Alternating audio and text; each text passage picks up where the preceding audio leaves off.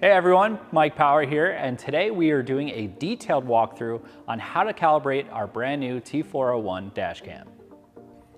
For first time use, the dashcam will enter calibration mode automatically after you set the date and time.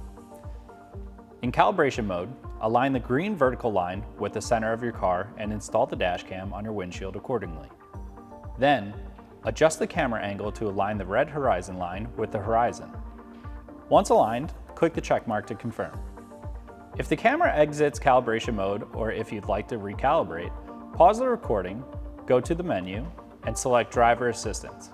Scroll down and click on Recalibrate AI. Make sure your GPS signal is active, as the AI features need it to work. It might take a minute or two to connect, so just start driving. And once the red bar in the GPS icon disappears, you're all set. The AI features are most effective on freeways and might take a day or two to get used to. Here's a quick overview of the key features. Forward collision warning. Kicks in at speeds over 25 miles per hour, alerting you with on-screen and audio warnings if you're approaching the car in front of you too quickly, helping you avoid a potential rear-end collision. Lane departure warning. Activates when you're driving over 25 miles per hour. If the camera detects lane drifting, it alerts you with on-screen and audio warnings to help you stay centered. Pedestrian collision warning.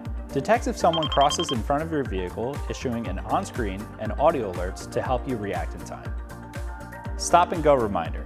Alerts you with sound and on-screen reminders when the car in front of you starts moving and you haven't, keeping you alert in traffic. These AI features work together to enhance your driving awareness and safety on the road. We hope this walkthrough helps you get the most out of your T401 dashcam.